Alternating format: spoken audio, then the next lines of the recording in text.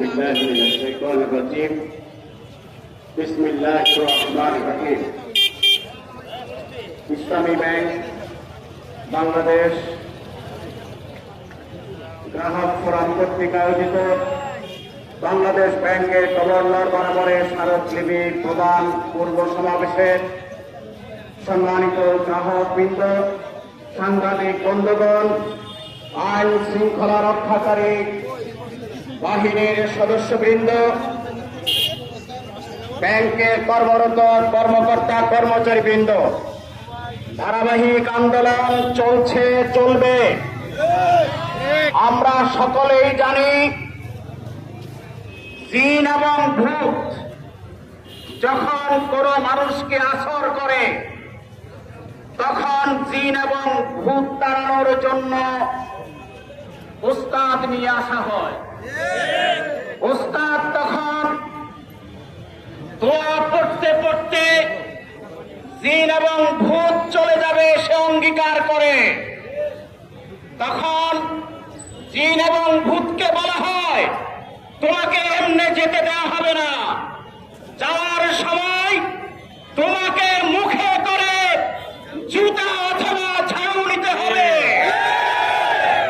আজকে অবৈধ নিয়োগপ্রাপ্ত চেয়ারম্যানের কাঁধে যে ভূত সওয়ার হয়েছে, বাংলাদেশ ব্যাংকের গভর্নর সরকারের কাঁধে যে ভূত বসেছে, এই ভূত তাড়ানোর জন্য আমাদেরকে জুতা এবং ঝাড়ু নিয়ে প্রস্তুত থাকতে হবে।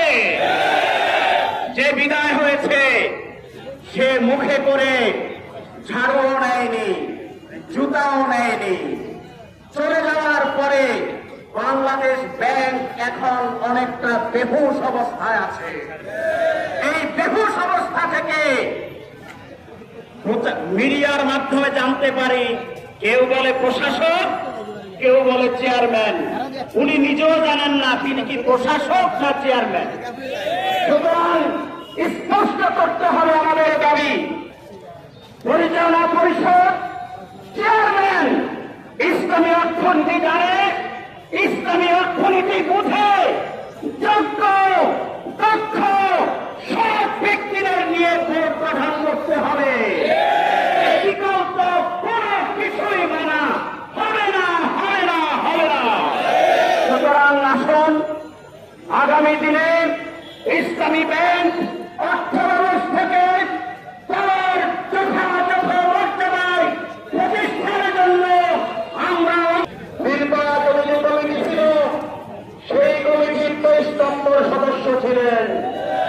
সুতরাং যিনি রাজনৈতিকভাবে নিয়োগপ্রাপ্ত তিনি কিভাবে ব্যাংক থাকতে আপনার দুষ্কৃতিকারীকে আমরা ইসলামী ব্যাংকে ঢুকতে দেব না। ইসলামী ব্যাংকের যে অবদান 24 ঘন্টা 28 সপ্তাহ এবং 8 বছর পাহারা দিবে ইসলামী ব্যাংকে এসিডেন্টের কোনো লোকেরা আমরা প্রবেশ করতে দিব না।